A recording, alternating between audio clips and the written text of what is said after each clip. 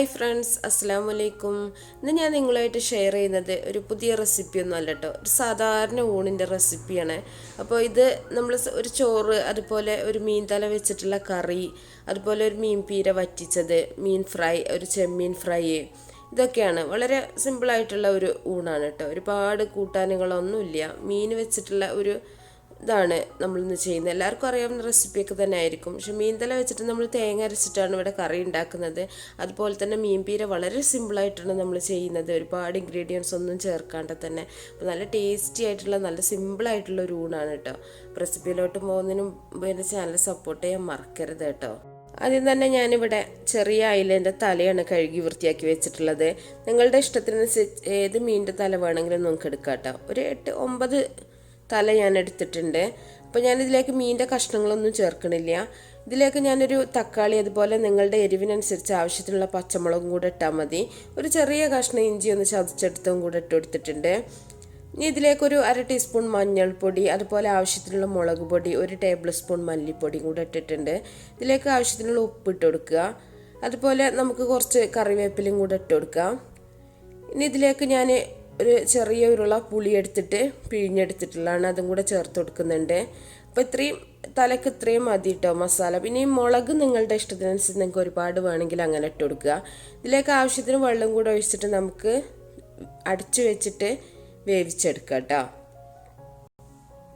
നല്ല എരിവ് കഴിക്കുന്നവരാണെങ്കിൽ പച്ചമുളകിൻ്റെ അളവ്, അതുപോലെ തന്നെ മുളക് പൊടിയുടെ അളവൊക്കെ കൂട്ടി കൊടുക്കുക കേട്ടോ.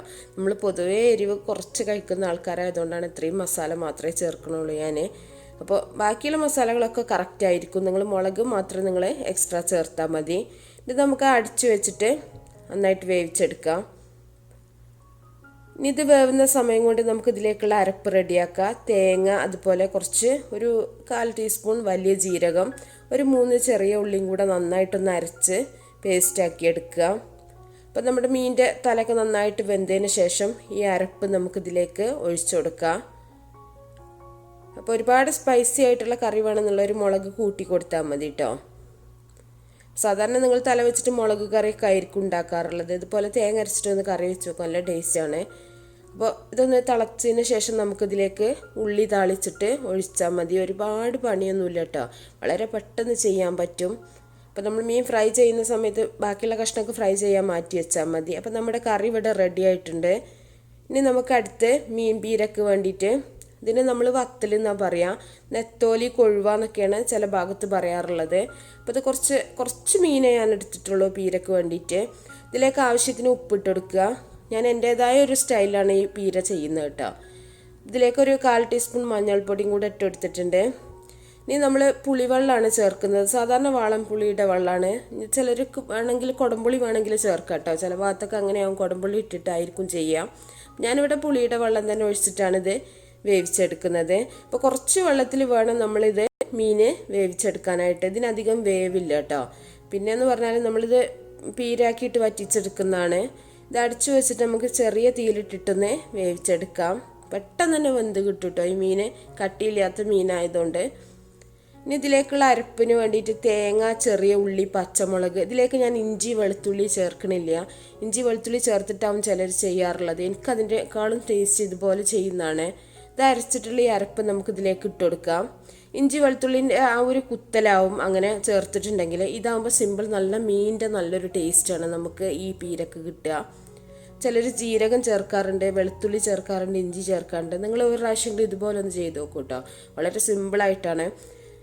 ഇനി നമ്മൾ തീയിലൊന്ന് വെച്ചതിന് ശേഷം ഇതിലേക്ക് നമ്മൾ കറിവേപ്പില ഇട്ട് കൊടുക്കുക. കറിവേപ്പില അരക്കുന്ന സമയത്ത് വേണമെങ്കിൽ നിങ്ങൾക്ക് ചേർത്ത് കൊടുക്കുക. തേങ്ങ ചതച്ചെടുക്കുന്ന സമയത്ത് ഒരുപാട് ഇതായിട്ട് പേസ്റ്റായിട്ടല്ല നമ്മൾ തേങ്ങ അരക്കേണ്ടത്. നമ്മുടെ ചമ്മന്തിൻ്റെ ആ ഒരു പാകത്തിനാണ് നമ്മൾ അരച്ചെടുക്കേണ്ടത്. അപ്പോൾ കറിവേപ്പിലയും കൂടെ ഇട്ട് കൊടുത്തതിന് ശേഷം നമുക്ക് തീ ഓഫ് ചെയ്തിട്ട് പച്ച വെളിച്ചെണ്ണ ഒഴിച്ച് കൊടുക്കുക കേട്ടോ.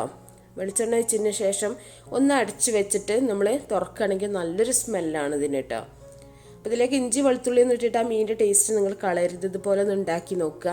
ഇനി നമ്മൾ ചെമ്മീനൊന്ന് ഫ്രൈ ചെയ്യാൻ വേണ്ടിയിട്ട് കുറച്ച് ചെമ്മീനൊന്ന് കഴുകി വൃത്തിയാക്കി വെച്ചിട്ടുണ്ട്. അതിൻ്റെ ആ ഒരു സെൻറ്റർ ഭാഗത്തെ ആ ഒരു നൂല് പോലത്തെ ഭാഗം നന്നായിട്ട് മാറ്റിയിട്ടുണ്ടാവണം കേട്ടോ. ഇതിലേക്ക് ഇഞ്ചി വെളുത്തുള്ളി ചതച്ചത്, ഉപ്പ്, സാധാരണ നിങ്ങൾ ചെമ്മീൻ ഫ്രൈ ചെയ്യുന്ന പോലെ തന്നെ കുറച്ച് മഞ്ഞൾപ്പൊടി, അതുപോലെ നിങ്ങളുടെ എരിവിനനുസരിച്ചിട്ടുള്ള മുളക് പൊടി, ഇട്ടിട്ട് കുറച്ച് ചെറുനാരങ്ങ നീരും കൂടെ ഞാൻ പിഴിഞ്ഞ് ചേർക്കുന്നുണ്ട്, പുളിക്ക് ആവശ്യത്തിനുള്ളത്. എന്നിട്ട് നമുക്ക് നന്നായിട്ട് ഇതൊന്ന് മിക്സ് ചെയ്യാം. അപ്പം എൻ്റെ അത് സാധാരണ മുളക് പൊടി ആയതുകൊണ്ട് തന്നെ കളർ വളരെ കുറവായിരിക്കും കേട്ടോ. നിങ്ങൾക്ക് കാശ്മീരി ചില്ലി ആണെങ്കിൽ നല്ല കളറിൽ തന്നെ ഫ്രൈ ചെയ്തെടുക്കാൻ പറ്റും. അപ്പോൾ ഞാൻ കാശ്മീരി ചില്ലി അങ്ങനെ ഉപയോഗിക്കാറില്ല, സാധാരണ മുളക് പൊടി തന്നെയാണ് എല്ലാത്തിനും യൂസ് ചെയ്യാറുള്ളത്. അപ്പോൾ ഇതിലേക്ക് നമ്മൾ കുറച്ച് കോൺഫ്ലവറും കൂടെ ചേർത്തിട്ട് നന്നായിട്ടൊന്ന് മിക്സ് ചെയ്തിട്ട് മാറ്റി വെക്കുക. അപ്പോൾ കുറച്ച് സമയം നമ്മളിപ്പോഴും മീനൊക്കെ മാരിനേറ്റ് ചെയ്ത് വെക്കണമെങ്കിൽ നല്ലതാണ് കേട്ടോ. അപ്പോൾ അതിൻ്റെ ഇടയിൽ തന്നെ ഞാൻ കുറച്ച് വത്തലെടുത്തിട്ട് ഫ്രൈ ചെയ്യുന്നുണ്ട്. അപ്പോൾ ഇതുപോലെ നമുക്ക് ചെമ്മീനൊന്ന് ഫ്രൈ ചെയ്തെടുക്കാം. അപ്പോൾ ഫ്രൈ ചെയ്യുന്നതൊന്നും ഞാൻ കൂടുതൽ കാണിക്കാത്ത കാരണം എല്ലാവർക്കും അറിയാവുന്ന കാര്യമായതുകൊണ്ടാണ്. അപ്പോൾ നമുക്കിവിടെ ചോറ് അയക്കാം കേട്ടോ. അപ്പോൾ ഇന്നത്തെ ചോറ് നമ്മൾ മീനിൻ്റെ തല വെച്ചിട്ടുള്ളൊരു കറി, കുറച്ച് സാമ്പാറും കൂടെ ഉണ്ട്. അപ്പോൾ മീൻ കറി പറ്റാത്തവർക്ക് വേണ്ടിയിട്ട് ഉണ്ടാക്കിയിട്ടുള്ള സാമ്പാറാണ് കേട്ടോ. അപ്പോൾ ഈ സാമ്പാറിൻ്റെ റെസിപ്പി ഞാൻ നേരത്തെ അപ്ലോഡ് ചെയ്തിട്ടുണ്ടായിരുന്നു. വളരെ സിമ്പിളായിട്ടുള്ള നല്ലൊരു സാമ്പാറിൻ്റെ റെസിപ്പി ഉണ്ടായിരുന്നു. അപ്പോൾ കാണാത്തവരുണ്ടെങ്കിൽ കണ്ടു നോക്കുക. അപ്പോൾ ഇന്ന് ഈ കൈപ്പങ്ങ വെച്ചിട്ടുള്ള നമ്മുടെ പുളിയിഞ്ചിയുടെ റെസിപ്പി ഞാൻ ഇന്നലെ അപ്ലോഡ് ചെയ്തിട്ടുണ്ടായിരുന്നു. അപ്പോൾ അത് നിങ്ങൾ കണ്ടു നോക്കുക. ഇന്നത്തെ ഈ ഊണ് റെസിപ്പി നിങ്ങൾക്ക് ഇഷ്ടമായാലും നിങ്ങൾ ലൈക്ക് ചെയ്യാനും ഷെയർ ചെയ്യാനൊന്നും മറക്കരുത് കേട്ടോ. അപ്പോൾ നല്ല റെസിപ്പികളൊക്കെ ആയിട്ട് ഇൻഷാ അല്ലാഹ് നമുക്ക് അടുത്തൊരു വീഡിയോയിൽ കാണാം. ഓക്കേ.